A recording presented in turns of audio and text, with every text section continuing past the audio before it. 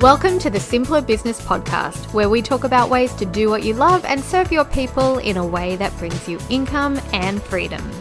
I'm your host, Marissa Roberts. Join me as I chat with my favorite entrepreneurs about how they simplify their biz so that you can simplify yours. Scaling your business. We all want to do it, but not many of us take the time to really think about what that looks like and what actions need to be taken to do it, or how our business will change as a result. When most entrepreneurs and business owners think scale, they imagine their business growing by leaps and bounds and lots of money coming in. Wonderful. But how do you actually manage that growth and those sales? How do you make sure your business can scale in a way that doesn't overstretch you? Trying to guess how to scale successfully by watching other businesses do it doesn't really work. You don't have all the behind the scenes info. You don't know what hurdles they faced and how they work through them. Trying to wing it as you scale doesn't work either. You're constantly going to be putting out little fires here and there without having the time or space to take a step back and look at your business model, at what's working and at what needs changing as you grow. You need a scaling system that is adaptive and designed to support the unique needs of a small business where things are ever changing and new ideas are ever flowing, not one that is rigid and rooted in old practices that don't fit today's modern digital business. Now, lucky for us, scaling our business doesn't have to be the great unknown. Today's guest has plenty of experience and some very helpful insights to share. Crista Grasso is a serial entrepreneur, international lean business consultant, coach, and accessory brand owner. As the creator of both the Lean Out Method and the 90-Day Lean Out Planner, Crista has been helping businesses achieve accelerated results and increased profitability for 2 decades. Known as the business optimizer, Crista has the ability to quickly cut through the noise and focus on optimizing the core things that will make the biggest impact to grow and scale a business. She specializes in helping businesses identify the most important things they should focus on right now that will drive maximum value for their customers and maximum profits for their business. Crista's lean business scaling system will help you say goodbye to overly complex, resource-intensive, and outdated approaches to scaling your business. And you know how we love to simplify here, so this sounds amazing. Crista, welcome. I am so happy that you're here with us today. I'm so excited to be here. Thank you so much for having me. Oh, this is a topic that I think more and more people should talk about because I don't hear about it often in the entrepreneurial world. Everybody talks about how they want to scale their business, but rarely do you hear any back it up with, actually, this is the system I'm using to scale and to make sure I can handle my level of growth without burning out, without things crashing, without looking like I don't know what I'm doing. I think this sort of stuff really needs to be talked about more. So it's going to be such a fun chat. So tell us a little bit more about lean business, because on your website, you talk about lean business, and I found that really interesting. So for listeners that haven't heard before, do you want to chat a little bit more about that and why running your business lean is so critical for sort of next level growth? Yeah, absolutely. So if you're unfamiliar with lean, it's really about making sure that you're maximizing value while you're minimizing waste. And as small business owners, as entrepreneurs especially, our time, our money, our energy is absolutely precious to us. We do not want to waste anything. So although lean is used quite a bit in some of the largest and most successful businesses in the world, I think there's a real gap in using it in smaller businesses. And we should always be focused on high value activities that drive profit for the business, high value for our clients, so they're getting the best possible results and transformation in working with us. And of course, making sure that our time, money, and energy is only being spent on the things that matter most, and we have no waste in our business. So that's really what the Lean Out Method is all about, is helping businesses to bring some of those concepts in so that they are growing in a way that's sustainable, so that they're not putting themselves inadvertently on the hustle hamster wheel as they're growing their business. Because as you know, when your business business is growing, you've got one side that's amazing. You're helping more customers, your revenue's going up, right? Sometimes if you just look at growth on paper, it looks amazing. But behind the scenes, while all those new customers are coming in and the revenue is going up, your complexity is going up, your expenses are going up. You're probably bringing in more team or trying to put more systems in place. Or if you don't have systems, it's just a hot mess behind the scenes. And it can be really hard to keep up with. And it can be completely unsustainable. And if you're not careful, it can put you on the path to burnout. So I think that's why it's so important that we're always focused on being lean. And as we're growing, as we're eventually getting our business to a place of scale, we're simplifying as we go. So we're always focused on what matters most. Oh, I love that you said you simplify as you go, because I feel like there's this pressure in entrepreneur world where you need to get everything perfect the first time or it's not going to work. And that's just not sustainable because things change over time and your business looks different when you have a handful of customers compared to when you have hundreds or thousands of customers. It's a completely different approach that you need, right? Oh, completely. And I mean, business is honestly just one giant experiment. It's let me try this. Here's what I want to do. Here's the vision I have. Here's one way I might be able to get there. Let's see if this works. Yeah. And I think to your point, we do look at it as this strategy that I'm going forward with is going to work. It's going to work amazing. I am a complete and total failure if it does not work perfectly the first time I ever try it. Meanwhile, really, business is just a series of experiments to try to figure out what works and what works right now, because as we all know, what works today does not work tomorrow, and you have to keep evolving and changing to stay current and to stay valuable. Yeah, that's so true. And we do take it personally when things don't work out, don't we? It doesn't matter what level we get to. There's always a little bit of, oh my gosh, I'm such a loser. Oh, I didn't get that right. Oh, no, it's nothing personal. It's often trend related or systems related or lack of ability to delegate, which is totally fixable. So, yeah, I think you're right. If we just kind of take a step back emotionally from it, it's a lot easier to build your business in a way for long-term sustainability, really, that way. Actually, I find this really interesting. I have a few business owner friends who I've noticed they say they want to scale, but they don't really take any action. And their business is fantastic. I'm excited for them to let it grow. But I've noticed what I think might be happening is it's almost like they're too scared to scale because they don't want to get out of that little sort of sole business owner bubble, or they're worried that when they start bringing on, say, people into a team, or they start systemizing their processes, or they start getting more visible and recognizable as a brand, I think they're a little bit worried that it's all going to explode too quickly and they're going to crash and burn. Do you come across that very often?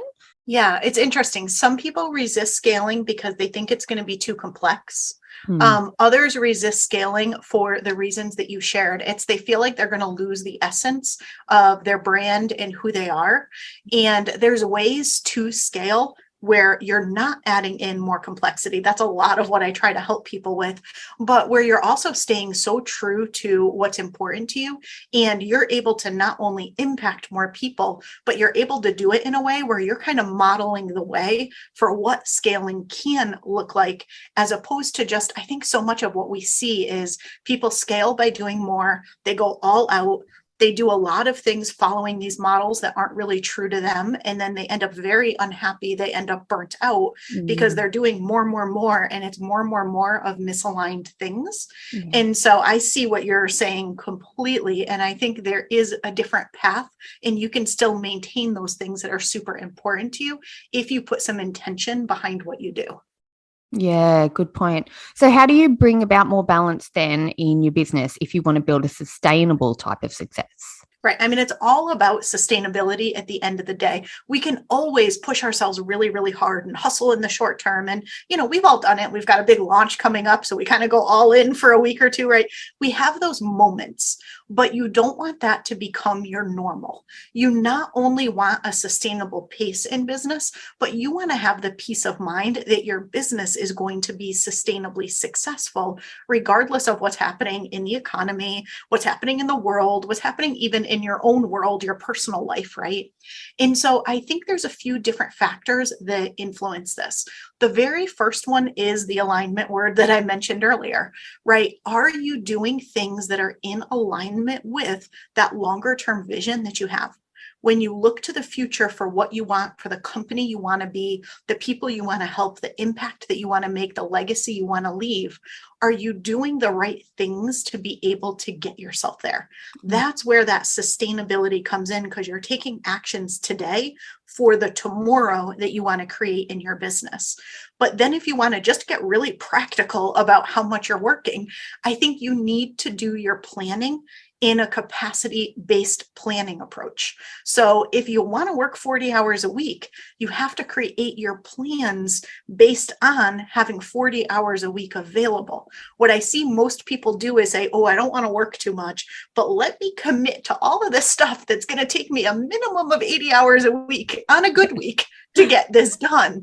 And so I think you just have to be really intentional again. You have to look at and say, hey, I only want to work 40 hours a week going forward. And knowing that you actually, and this can freak people out a little bit, you don't commit to 40 hours, you only commit to 70% of that. So you only commit to 28 hours worth of work in a 40-hour work week, and you leave a 30% buffer. And when I say this, I usually get some really strong reactions from people saying, I can't even work 40 hours a week, and now you want me to work 28? But here's the thing. How often do you plan something and you go into it with a lot of optimism and it ends up taking a lot longer than you expected? Or you have those things that come out of left field that no matter how exceptionally amazing of a planner you are, you simply could have never seen coming. And so the 30% buffer is to protect your space so you do not end up overworking.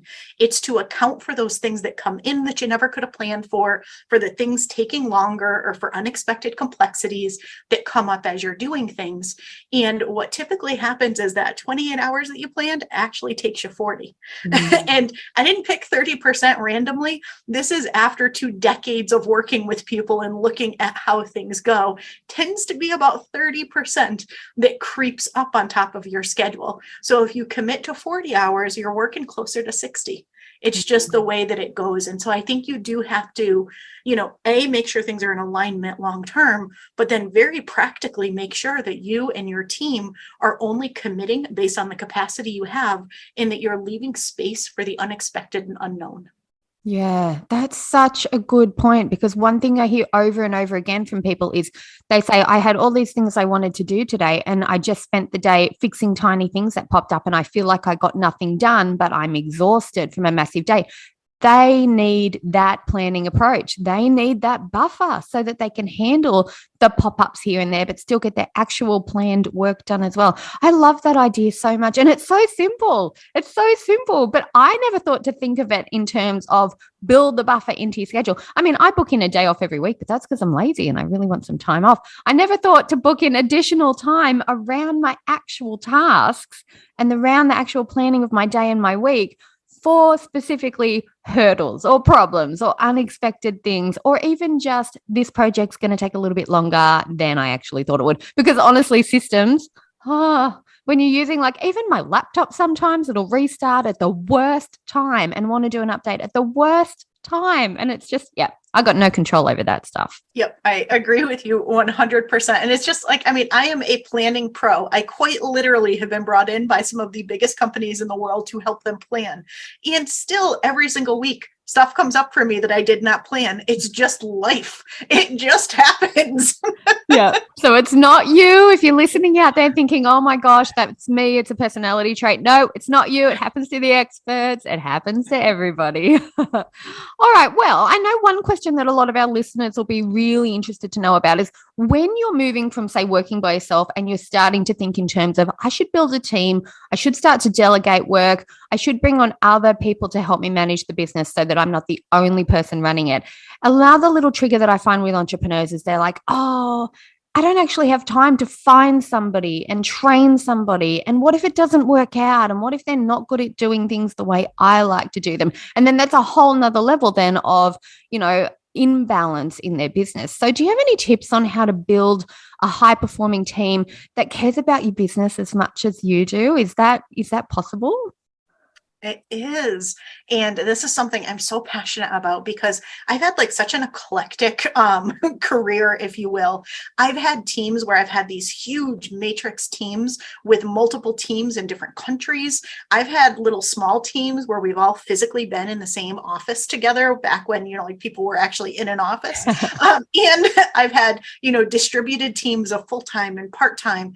And the one thing that's common across all of them is they were all high-performing teams who kind of ran things on their own and made the magic happen. And the key with it, I think there's 3 V's. There's vision, values, and visionary leadership. And I think you really need all 3 of those.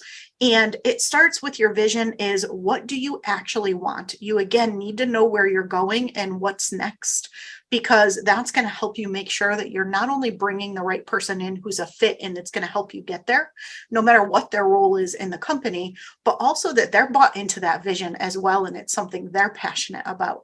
Values is critical. You have to know what you value. Like for me, attention to detail, absolutely critical. The people who have not lasted on my team that I've hired have been the people who do not have good attention to detail.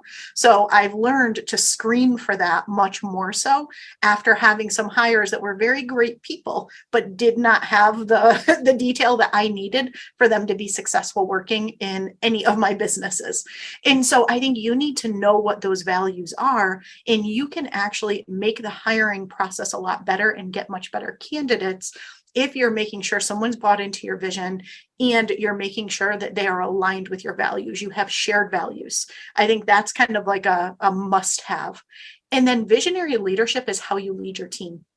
And I think it's making sure that you're not micromanaging. It's making sure that you're not telling everyone precisely exactly what they need to do and when they need to do it and how they need to do it, and checking every 5 seconds, say, did you do it yet? Why'd you do it that way? I thought you were going to do it this way. Weren't you going to do it 5 minutes ago?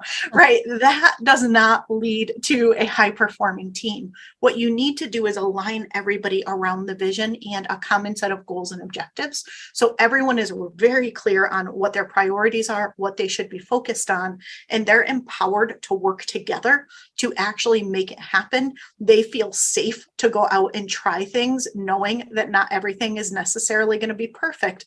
But again, know your values. I'm fine with people going out and experimenting and trying things in my business, but it better be tried well. It better be done well. Better have good attention to detail, right? So what are those things for you that end up working? And I think the other thing that's really important is you want an actual team. What I find a lot is people will start to hire, but they have different people doing different things. And so they become the central hub. And they are the one that absolutely everything has to go through. People don't work together. They don't collaborate together. So you're having one-off meetings with this person and that person and that person. And you're taking something from one person and having somebody else do another piece. And you make yourself the key decision maker or the key bottleneck on everything in the business. And when that happens, you're typically not super happy with people's performance. And you're really frustrated at the amount of time that you spend on team. So you have to actually look at it as a team, not a collection of individuals, and actually treat it as such. And that's really part of that visionary leadership pillar. Yeah, that's such a good point. And I think the more that you actually focus on it that way, the more people will just enjoy working for you. And the more we enjoy working for somewhere, the more we care about the outcome of the company that we work for. So it all kind of feeds into each other, really, doesn't it? You can get those foundations. Yeah. That's a really good point. All right, well, let's talk scaling then, because I know that scaling is something that's the big unknown until you actually get a chance to do it yourself. So to be able to talk with an expert about it and get a few insider secrets, I think will be really interesting. You've worked with multi-million-dollar businesses. Do you have any little tips that you want to share, any secrets that you want to share about scaling specifically? Yeah, absolutely. So I am kind of the go-to strategic planning and scaling expert for like some of literally the largest businesses in the world. So I've worked with Fortune 10 companies, Fortune 50 companies, Fortune 500 companies. And the ones who are successful, the ones who are really good companies, the ones where you want to model their results, they have certain things in common that they do. Mm. One is they focus just as much on the back end as they do on the front end. And I think when people hear scale, they think, ooh, scaling, sexy. I'm going to do more. I'm going to do more launches and more marketing and create more products and more markets and more. Yeah. And there is a time and place for that. Obviously, you're not scaling without having more sales. Like that's a key part of it for sure. But what these businesses do is they focus very much on operational efficiency. They focus on systems. They focus on keeping things lean. They focus on eliminating waste in their business. They're making sure that they're not just increasing their profits by selling more, they're increasing their profits by reducing their expenses in the amount of wasted time that goes on things that aren't important or that aren't the right thing for people to be working on. So I think that's really, really important. The most successful businesses put just as much of an emphasis on the back end as they do the front end. It's just from the outside looking in, people don't always realize that because they see the new product that just got launched and the new feature that just got released. They don't see that behind the scenes, there's people like me that they consult with to bring in to do all of this stuff to keep their business actually running really well and really efficiently so that they can be a market leader and they can actually scale. I help them simplify and get all those complexities and waste out of the business so they can do what they want to do and get those products to market much quicker and with better quality. And so I think that's one of those things that you don't always see that's happening, that if you want to scale your business, you really do need to have that and have a focus on the back end.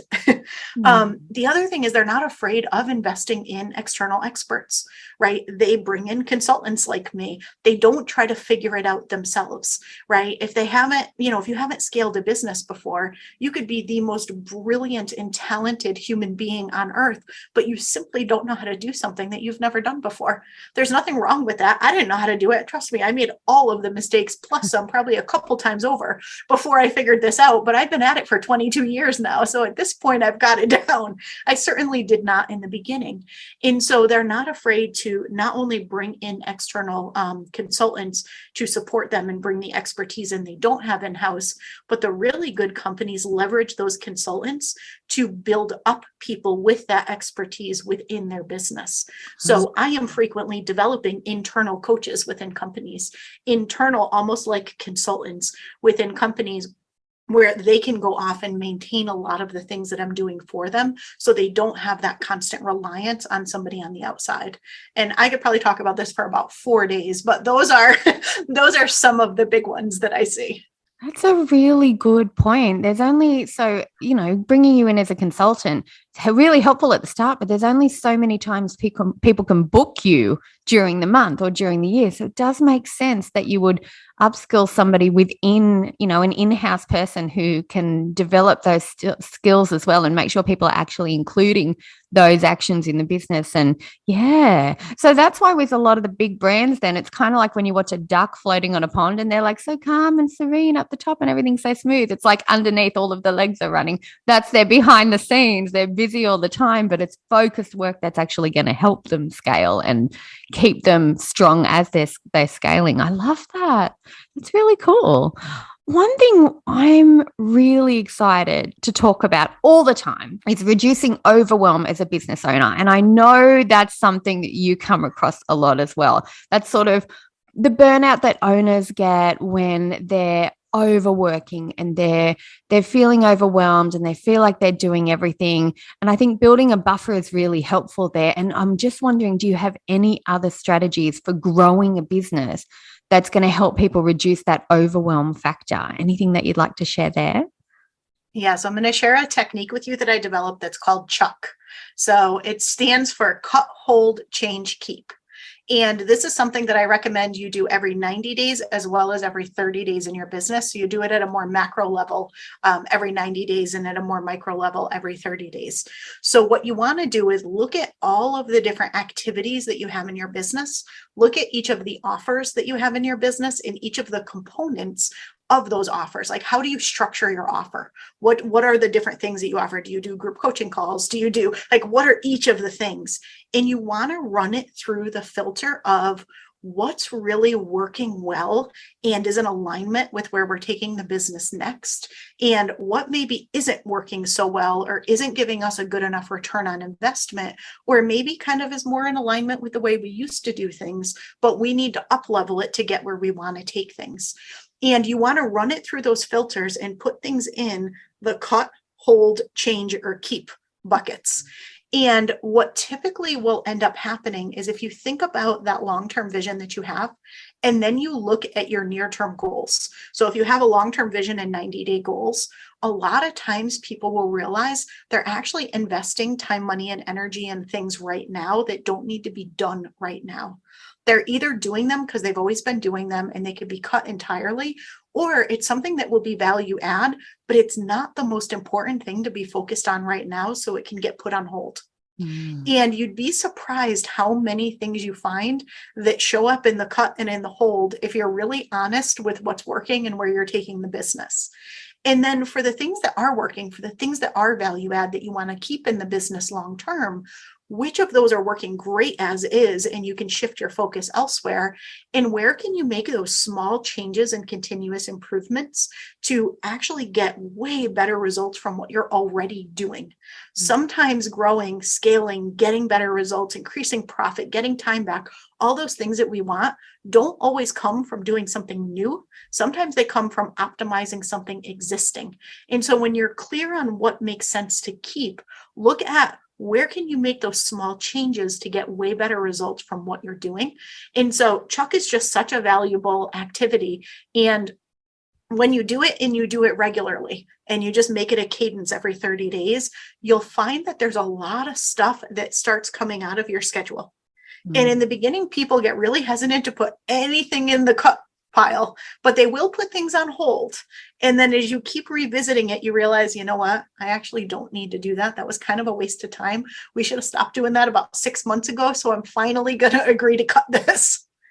That's a good way to do it. It kind of lets them see themselves that it's worth doing. Yeah. So that's a really nice way to take the emotion out of what's happening in your business too. Because I know a lot of us do actions because, you know, oh, but I just feel like I should be doing this, or somebody else is doing this, or this is really fun, even though it's not helping you make any money or grow your business.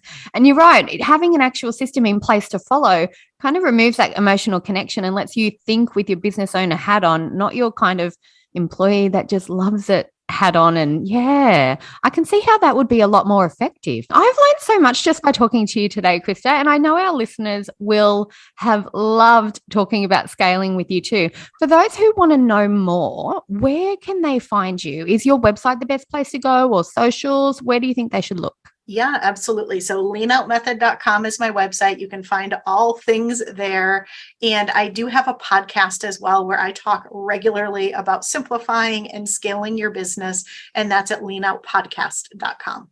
Lovely. I'll make sure I've got links in the show notes too, so people can find it nice and easy and they're not going to waste any time looking for you, which is exactly how we like things here. I hope that you have enjoyed this episode, everybody. I hope it's inspired and motivated you to look at what you're doing in your business and think in terms of, where do I want to be 90 days from now? What can I do? What actions can I take to actually get me there without struggling, without burnout, and stay on track and not get distracted by all those little hurdles that pop up, or the fires that you have to put out, because there's so much that you can do within that time frame if you're following a focused plan and you know exactly what you're aiming for. Thank you so much, Crista, for being here today, and everybody else, I'll see you in the next episode. I hope you enjoyed this episode of the Simpler Business Podcast. If you did, please subscribe, rate, and review us on Apple Podcasts. There's a link in the show notes to make it nice and easy for you, just the way we like it. If you're ready to simplify and scale your business, you can get started with my free audio class at marissaroberts.com. See you next time.